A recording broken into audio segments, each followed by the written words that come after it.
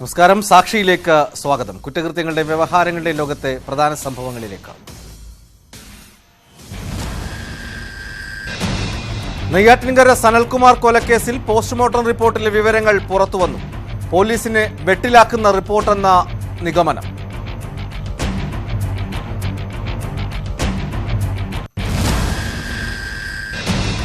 വേളം നസറുദ്ദീൻ കൊലക്കേസിൽ 2 പേർ കുറ്റക്കാരെന്ന് കോടതി. കുറ്റവാളികൾ SDPI പ്രവർത്തകർ. ശിക്ഷ 30-ന് പ്രഖ്യാപിക്കും.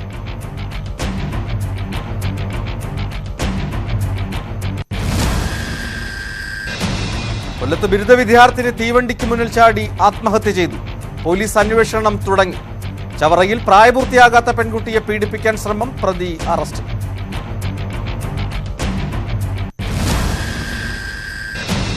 അന്തർസംസ്ഥാന മോഷ്ടാക്കൾ ഹൈദരാബാദിൽ അറസ്റ്റിൽ. പിടിയിലായത് നാടിനെ നടുക്കിയ 5-അംഗ കൊള്ളസംഘം. 1 കിലോ സ്വർണം പിടിച്ചെടുത്തെന്ന പോലീസ്. രാജ്യത്തെ ആദ്യ ട്രാൻസ്ജെൻഡർ സ്ഥാനാർത്ഥിയെ കാണാനില്ലെന്ന പരാതി.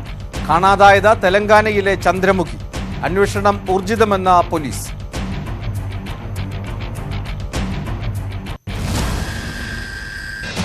സാക്ഷി തുടങ്ങുന്നു. ആദ്യം ഫസ്റ്റ് റിപ്പോർട്ട്.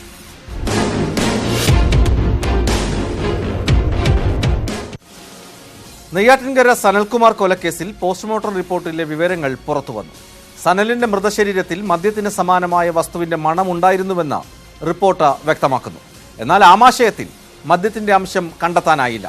അപകടത്തിൽപ്പെട്ട സനലിനെ നിർബന്ധിച്ച് മദ്യം കുടിപ്പിക്കാൻ പോലീസ് സംഘം ശ്രമിച്ചിരുന്നുവെന്ന നേരത്തെ ആരോപണം ഉയർന്നിരുന്നു.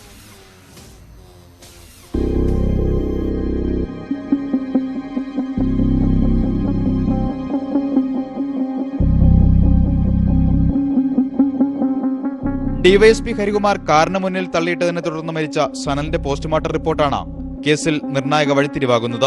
സനലിനെ ആശുപത്രിയിലേക്ക് കൊണ്ടുപോകുമ്പോൾ പോലീസ് ബലം പ്രയോഗിച്ച് മദ്യം നൽകിയെന്ന് ബന്ധുക്കൾ ആരോപിച്ചിരുന്നു. ആംബുലൻസിൽ വെച്ച് മദ്യം കുടിപ്പിക്കാൻ ശ്രമിച്ചെന്നായിരുന്നു ആരോപണം. ഇത് സാധൂകരിക്കുന്നതാണ് പോസ്റ്റ്മോർട്ടം റിപ്പോർട്ട്. സനലിന്റെ മൃതദേഹത്തിൽ മദ്യത്തിന്റെ ഗന്ധമുണ്ടായിരുന്നു. എന്നാൽ സനൽ മദ്യപിച്ചിരുന്നില്ല. ആമാശയത്തിൽ ഭക്ഷണപദാർത്ഥങ്ങൾ മാത്രമാണ് ഉണ്ടായിരുന്നത്. മൂത്രാശയത്തിലും മദ്യപിച്ചതിന്റെ ലക്ഷണം കണ്ടെത്താനായില്ല. തലക്കേറ്റ ഗുരുതര പരിക്കാണ് മരണകാരണം. സനലിനെ മെഡിക്കൽ കോളേജിൽ കൊണ്ടുപോകാൻ താമസിച്ചതിന് 2 പോലീസ് ഉദ്യോഗസ്ഥരെ സസ്പെൻഡ് ചെയ്തിരുന്നു. ഇവർക്കെതിരെ കടുത്ത നടപടി വേണമെന്നാണ് ബന്ധുക്കളുടെ ആവശ്യം. കേസിലെ മുഖ്യപ്രതി ഡിവൈഎസ്പി ഹരികുമാറിനെ അന്വേഷണം തുടരുന്നതിനിടെ തൂങ്ങിമരിച്ച നിലയിൽ കണ്ടെത്തിയിരുന്നു. കേസ് അന്വേഷണം ത്വരിതപ്പെടുത്തണമെന്നാവശ്യപ്പെട്ടും സർക്കാർ സഹായം തേടിയും സനലിന്റെ ഭാര്യ ഇന്ന് മുഖ്യമന്ത്രിയെ കണ്ടു.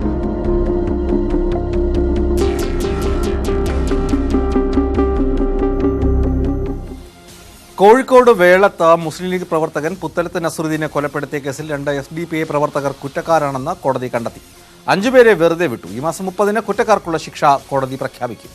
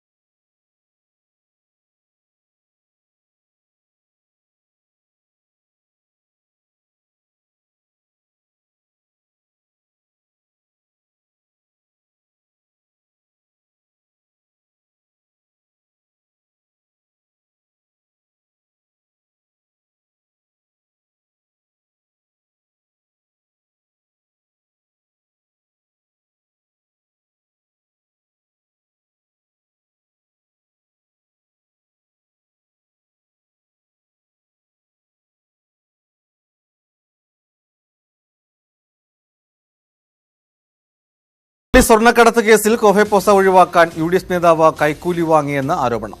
യൂത്ത് ലീഗ് നേതാവ് നജീബ് കാന്തപുരത്തിന് 1/2 കോടി രൂപ നൽകിയതായി മുഖ്യപ്രതി അബു ലൈസിന്റെ പിതാവ് MPC നാസറാണ് വെളിപ്പെടുത്തിയത്.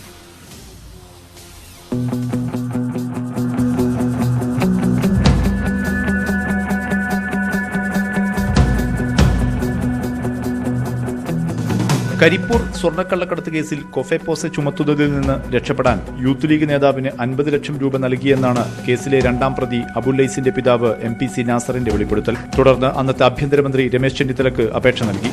പക്ഷേ അബുല്ലൈസിന് കൊഫെപ്പോസെ ഒഴിവാക്കിയില്ല. പണം ഇപ്പോഴും തിരിച്ചു നൽകിയിട്ടില്ലെന്നും MPC നാസർ പറഞ്ഞു. കാശ് 50 ലക്ഷം റുപ്യായിട്ടും വേണമെന്ന് പറഞ്ഞു.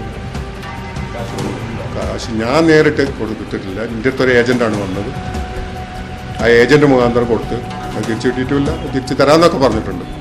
നജീബ് കാന്തപുരം മുഖാന്തരമാണ് കൊടുത്തുവെന്നും അത് ചന്ദ്രക ഓഫീസിലാണ് കൂടെ കൊടുത്തുവെന്നും ഒക്കെ പറയുന്നത്. കേസിലെ പ്രതികളായ കാരാട്ട് ഫൈസലും അഷറഫും കൊഫെപ്പോസയിൽ നിന്ന് ഒഴിവായത് അന്നത്തെ UDF സർക്കാരിനെ സ്വാധീനിച്ചാണെന്നും നാസർ ആരോപിക്കുന്നു.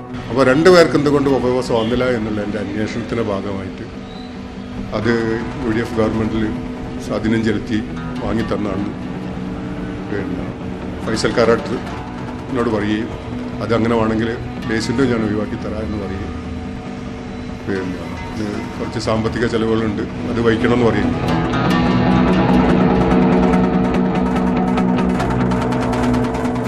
അതേസമയം പണം വാങ്ങിയതായി തെളിയിച്ചാൽ രാഷ്ട്രീയ പ്രവർത്തനം അവസാനിപ്പിക്കുമെന്നും ആരോപണത്തെ നിയമപരമായി നേരിടുമെന്നും നജീബ് കാന്തപുരം പറഞ്ഞു. 50 രൂപയുടെ അഴിമതി, 50 രൂപയുടെ കൈക്കൂലി എന്റെ ജീവിതത്തിൽ ആരുടെയെങ്കിലും കയ്യിൽ നിന്ന് കൈപ്പറ്റിയതായി തെളിയിച്ചാൽ മുസ്ലിം യൂത്ത് ലീഗിന്റെ സ്ഥാനവും ഞാനിപ്പോൾ വഹിക്കുന്ന ജില്ലാ പഞ്ചായത്ത് മെമ്പർ എന്ന സ്ഥാനവും രാഷ്ട്രീയ പ്രവർത്തനവും അവസാനിപ്പിച്ച് വീട്ടിലിരിക്കും.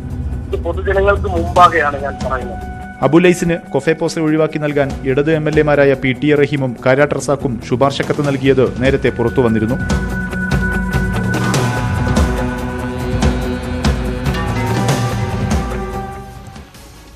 കൊല്ലം ചവറയിൽ മേൽക്കൂര തകർത്ത് വീടിനുള്ളിൽ കിടന്ന അക്രമി പ്രായപൂർത്തിയാകാത്ത പെൺകുട്ടിയെ പീഡിപ്പിക്കാൻ ശ്രമിച്ചെന്ന പരാതി. പ്രതിയെ ചവറ പോലീസ് കസ്റ്റഡിയിലെടുത്തു. ചവറ അറക്കൽ സ്വദേശി ഷാജി ജമാലാണ് പിടിയിലായത്. കക്കവാരൽ തൊഴിലാളികളായ മാതാപിതാക്കൾ പുലർച്ചെ 4 മണിയോടെ ജോലിക്ക് പോയ സമയത്താണ് പ്രതി വീടിന്റെ മേൽക്കൂര ഇളക്കി അകത്ത് കടന്നത്. വസ്ത്രം ബ്ലേഡ് ഉപയോഗിച്ച് കീറാൻ ശ്രമിക്കുന്നതിനിടെ പെൺകുട്ടി ബഹളം വച്ചതോടെ പ്രതി രക്ഷപ്പെടുകയായിരുന്നു. അപ്രതീക്ഷിതമായ ആക്രമണത്തിൽ ഭയന്ന പെൺകുട്ടിയെ കൗൺസിലിംഗിന് വിധേയയാക്കി. ചവറ SI സുകേഷിന്റെ നേതൃത്വത്തിലുള്ള സംഘമാണ് പ്രതിയെ അറസ്റ്റ് ചെയ്തത്. ഹൈദരാബാദിൽ പ്രത്യേക അന്വേഷണ സംഘം അന്തർസംസ്ഥാന മോഷ്ടാക്കളെ അറസ്റ്റ് ചെയ്തു. 5 അംഗ സംഘമാണ് പിടിയിലായത്. പ്രതികളിൽ നിന്ന് 1 കിലോ സ്വർണവും 3 കിലോ വെള്ളി ഉപകരണങ്ങളും പിടിച്ചെടുത്തു.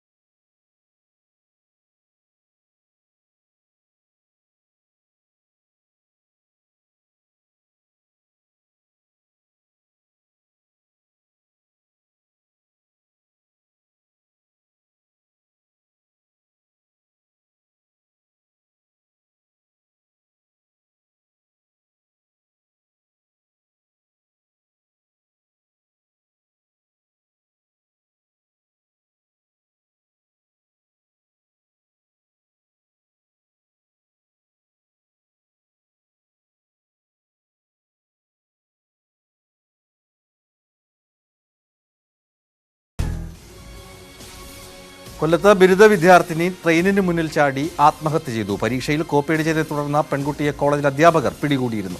ഇതിൽ മനംനൊന്താണ് പെൺകുട്ടി തീവണ്ടിക്ക് മുന്നിൽ ചാടിയതെന്നാണ് നിഗമനം. കൊല്ലം ഫാത്തിമ മാതാ കോളേജിലെ 2ാം വർഷ വിദ്യാർത്ഥിനി രാഖി കൃഷ്ണയാണ് മരിച്ചത്. സംഭവത്തിൽ വിശദമായ അന്വേഷണം നടത്തുമെന്ന് പോലീസ് പറഞ്ഞു. ദുരഭിമാന കൊലപാതകമെന്ന് കണ്ടെത്തിയ കെവിൻ വധക്കേസ് പരിഗണിക്കുന്നത് Kottayam additional first class magistrate കോടതി ഡിസംബർ 6 മാറ്റി. കോടതിയിൽ പ്രതികളെ ഹാജരാക്കാനും തിരികെ കൊണ്ടുപോകാനും വേണ്ടത്ര പോലീസുകാർ ഇല്ലാതിരുന്നതിനാലാണ് കേസ് മാറ്റിയത്. ശബരിമല വിഷയത്തിനൊപ്പം നഗരത്തിൽ BJPയുടെ SP ഓഫീസ് മാർച്ച് നടന്നതുകൊണ്ടാണ് പോലീസുകാരുടെ എണ്ണത്തിൽ കുറവുണ്ടായതെന്ന് അധികൃതർ വ്യക്തമാക്കി. തിരുവല്ല പുഷ്പഗിരി മെഡിക്കൽ കോളേജ് ആശുപത്രിയിൽ നഴ്സ് ആത്മഹത്യയ്ക്ക് ശ്രമിച്ച സംഭവത്തിൽ കുറ്റക്കാർക്കെതിരെ കേസെടുക്കണമെന്ന് UNA ആവശ്യപ്പെട്ടു. നഴ്സിംഗ് സൂപ്രണ്ടിന്റെയും ചില സഹപ്രവർത്തകരുടെയും മാനസിക പീഡനത്തെ തുടർന്നാണ് നഴ്സ് DT ആത്മഹത്യയ്ക്ക് ശ്രമിച്ചതെന്നാണ് ആരോപണം. സംഭവത്തിൽ നഴ്സിംഗ് സൂപ്രണ്ടിനെ പുറത്താക്കണമെന്നാവശ്യപ്പെട്ട് നാളെ പുഷ്പഗിരി ആശുപത്രിയിലെ നഴ്സുമാർ കരിദിനം ആചരിക്കും. ആത്മഹത്യാശ്രമത്തിനിടെ ഗുരുതരാവസ്ഥയിലായ DTയുടെ ആരോഗ്യനില അതീവ ഗുരുതരമായി തുടരുകയാണെന്നും UNA നേതാക്കൾ വ്യക്തമാക്കി. പ്രണയബന്ധം അവസാനിപ്പിച്ചതിന് കാമുകൻ കാമുകിയെ കുത്തിക്കൊല്ലാൻ ശ്രമിച്ചു. കാമുകിയെ കൊലപ്പെടുത്താൻ ശ്രമിച്ച ശേഷം കാമുകനും ആത്മഹത്യയ്ക്ക് ശ്രമിച്ചു. ഗാസിയാബാദിലാണ് നാടകീയ സംഭവങ്ങൾ അരങ്ങേറിയത്. യുവാവ് മറ്റൊരു വിവാഹം കഴിച്ചതോടെയാണ് യുവതി പ്രണയബന്ധം അവസാനിപ്പിച്ചതെന്ന് പോലീസ് സ്ഥിരീകരിച്ചു.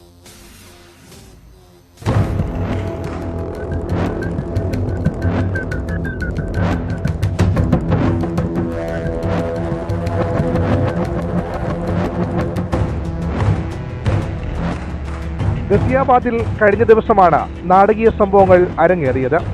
പരിക്കേറ്റ ഇരുവരെയും സ്വകാര്യ ആശുപത്രിയിൽ പ്രവേശിപ്പിച്ചു. യുവതിയുടെ നില ഗുരുതരമായതോടെ ഡൽഹിയിലെ എയിംസ് ആശുപത്രിയിലേക്ക് മാറ്റി. അവസാന വർഷ നിയമ വിദ്യാർത്ഥിയാണ് യുവതി. യുവാവിന്റെ ട്യൂഷൻ ക്ലാസ്സിൽ വെച്ചാണ് ഇരുവരും പ്രണയത്തിലായതെന്ന് പോലീസ് പറഞ്ഞു.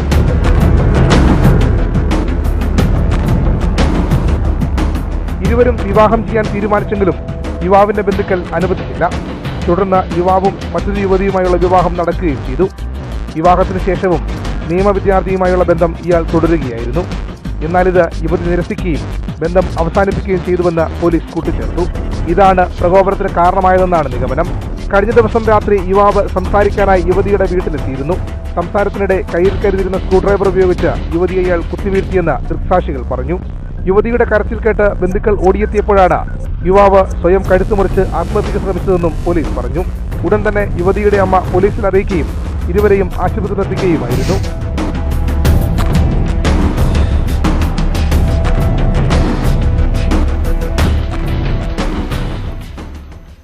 ലൈംഗിക ബന്ധം നിരസിച്ചതിന് യുവാവിനെ സുഹൃത്ത് കൊലപ്പെടുത്തി. അസ്ലം മുഹമ്മദ് ഷെയ്ഖ് എന്ന യുവാവാണ് മുംബൈയിൽ കൊല്ലപ്പെട്ടത്. കേസിൽ 19-കാരനായ നൂർ മുഹമ്മദ് ഷക്കീലിനെ പോലീസ് അറസ്റ്റ് ചെയ്തു.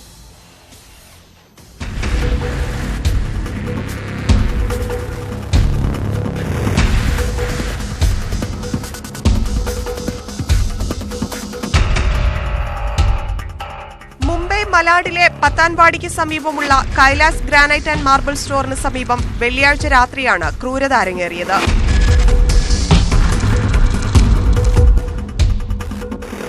സുഹൃത്തുക്കളായ അസ്ലമും നൂർ മുഹമ്മദും നിരന്തരം ഒരുമിച്ചിരുന്ന് മയക്കുമരുന്ന് ഉപയോഗിച്ചിരുന്നു. സംഭവ ദിവസം രാത്രി 11:30 മലാഡിൽ വെച്ച് ഇവർ രണ്ടുപേരും കണ്ടുമുട്ടി. ഈ സമയത്ത് ഇവർ മരുന്നുപയോഗിച്ചു. തുടർന്നാണ് നൂർ മുഹമ്മദ് അസ്ലം മുഹമ്മദിനെ ലൈംഗിക ബന്ധത്തിൽ ഏർപ്പെടാൻ പ്രേരിപ്പിച്ചത്. പക്ഷേ നൂർ മുഹമ്മദിന്റെ ആവശ്യം അസ്ലം അംഗീകരിച്ചില്ല. ഇരുവരും തമ്മിൽ വാക്കുതർക്കമുണ്ടായി. തുടർന്ന് അസ്ലമിനെ നൂർ ശ്വാസം മുട്ടിച്ച് കൊലപ്പെടുത്തുകയായിരുന്നുവെന്ന് പോലീസ് പറഞ്ഞു. സംഭവത്തിൽ കേസെടുത്ത് അന്വേഷണം ആരംഭിച്ച മുംബൈ പോലീസ് നൂർ മുഹമ്മദിനെ അറസ്റ്റ് ചെയ്തു. ഇയാളെ ബോറിവലി കോടതിയിൽ പോലീസ് ഹാജരാക്കി റിമാൻഡ് ചെയ്തുവെന്നും പോലീസ് പറഞ്ഞു. പോലീസ് നോക്കി നിൽക്കെ യുവാവിനെ അക്രമി സംഘം അടിച്ചു കൊന്നു. പോലീസ് വാഹനത്തിൽ നിന്നും യുവാവിനെ പിടിച്ചിറക്കിയാണ് മർദ്ദിച്ചത്. ഉത്തർപ്രദേശിലെ ഷംലയിൽ കഴിഞ്ഞ ദിവസമാണ് ക്രൂരത അരങ്ങേറിയത്.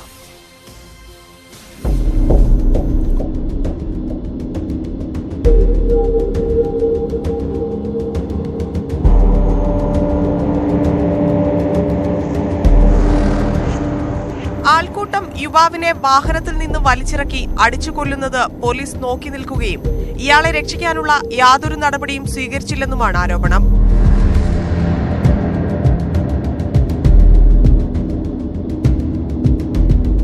ആറംഗ അക്രമി സംഘത്തിലെ ഒരാളെ പോലീസ് അറസ്റ്റ് ചെയ്തു. ബാക്കി 5 പേർക്കായുള്ള തെരച്ചിൽ തുടരുകയാണ്. രാജേന്ദ്ര എന്നയാളാണ് കൊല്ലപ്പെട്ടത്. രാജേന്ദ്ര മദ്യപിച്ച് വഴക്കുണ്ടാക്കുന്നുവെന്ന് തിങ്കളാഴ്ച വൈകിട്ടാണ് ഹാച്ചോയ ഗ്രാമത്തിൽ നിന്ന് പോലീസിന് സന്ദേശം ലഭിച്ചത്. ഉടൻ സ്ഥലത്തെത്തിയ പോലീസ് സംഘം ഇയാളെ കസ്റ്റഡിയിലെടുത്തു. എന്നാൽ വാഹനത്തിൽ കയറ്റിയ ഇയാളെ ആൾക്കൂട്ടം വാഹനത്തിനുള്ളിലേക്ക് കൈനീട്ടി മർദ്ദിക്കുകയും ഡോർ തുറന്ന് പുറത്തേക്ക് വലിച്ചിടുകയും ചെയ്തു. തുടർന്ന് നടന്ന ക്രൂരമായ മർദ്ദനത്തിലാണ് രാജേന്ദ്ര കൊല്ലപ്പെട്ടത്.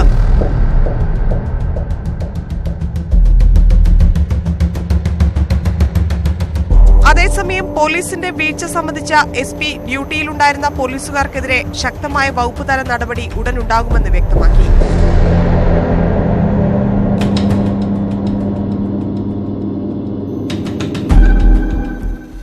തെലങ്കാന നിയമസഭാ തെരഞ്ഞെടുപ്പിൽ ആദ്യമായി മത്സരിക്കാൻ തയ്യാറെടുത്ത ട്രാൻസ്ജെൻഡർ സ്ഥാനാർത്ഥിയെ കാണാനില്ലെന്ന പരാതി. 30-കാരിയായ ചന്ദ്രമുഖിയാണ് കഴിഞ്ഞ ദിവസം മുതൽ കാണാതായത്.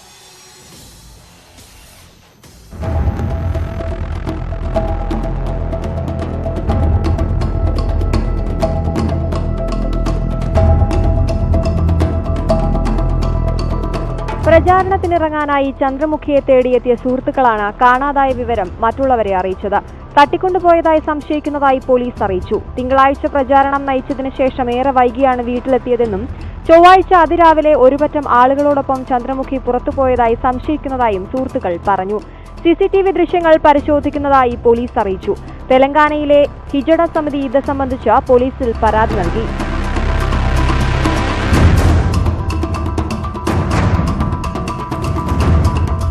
ആക്ടിവിസ്റ്റ് കൂടിയായ ചന്ദ്രമുഖി മുവ്വലയാണ് ഹൈദരാബാദിലെ ഗോഷാമഹൽ മണ്ഡലത്തിൽ നിന്നും ജനവിധി തേടുന്നത്. വിദ്വേഷ പ്രസംഗങ്ങളിലൂടെ വിവാദ നായകനായ BJP MLA രാജാ സിംഗിനെയാണ് ചന്ദ്രമുഖി നേരിടുന്നത്. രാജാ സിംഗിനെതിരെയുള്ള ചന്ദ്രമുഖിയുടെ സ്ഥാനാർത്ഥിത്വത്തെ ആവേശത്തോടെയാണ് തെലങ്കാനയിലെ പൊതുസമൂഹം സ്വീകരിച്ചിരുന്നത്. കഴിഞ്ഞ ദിവസം CPM സംസ്ഥാന സെക്രട്ടറി തമിനേനി വീരഭദ്രമാണ് സ്ഥാനാർത്ഥി പട്ടിക പുറത്തുവിട്ടത്. ട്രാൻസ്ജെൻഡേഴ്സിന്റെ അവകാശത്തിനായി പോരാടുക എന്നതാണ് ലക്ഷ്യമെന്നും സമൂഹത്തിന് ദോഷകരമായി യാതൊന്നും ചെയ്യുകയില്ലെന്നും രാഷ്ട്രീയ നയത്തിൽ മാറ്റം വരുത്താനാണ് ശ്രമിക്കുന്നതെന്നും ചന്ദ്രമുഖി കഴിഞ്ഞ ദിവസം പറഞ്ഞിരുന്നു. ഗുണ്ടകളുടെ ആക്രമണത്തിൽ നിന്നും നഗരത്തെ രക്ഷിക്കാൻ ജനപ്രതിനിധി വേറിട്ട സമരം തുടങ്ങി. പോർട്ട് എലിസബത്തിലാണ് കൂട്ടക്കൊലയ്ക്കെതിരെ വേറിട്ട സമരം അരങ്ങേറിയത്.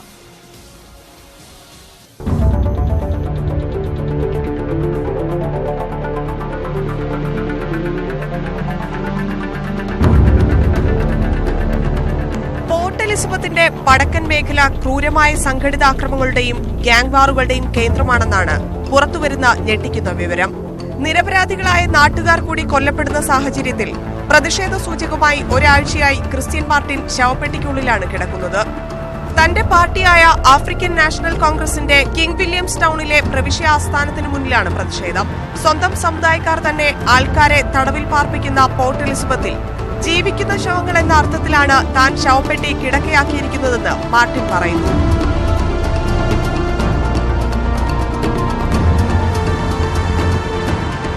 ഏപ്രിലിലും ഒക്ടോബറിലും ഇടയിൽ ഇവിടെ ഗ്യാങ്ങുകളുടെ സംഘടനത്തിൽ കൊല്ലപ്പെട്ടത് 78 പേരാണ്. ഇവരുടെ ഓർമ്മയ്ക്കായി ടെന്റിന് സമീപം കുരിശും നാട്ടിയിട്ടുണ്ട്. നവംബറിൽ മാത്രം ഇവിടെ 8 പേരോളം കൊല്ലപ്പെട്ടു. കുറ്റവാളികളുടെ ചേരിതിരിഞ്ഞുള്ള പോരാട്ടത്തിൽ വെടിയേറ്റ് മരണപ്പെട്ടവരിൽ ഒരു 8 വയസ്സുകാരനുമുണ്ടെന്നാണ് വിവരം.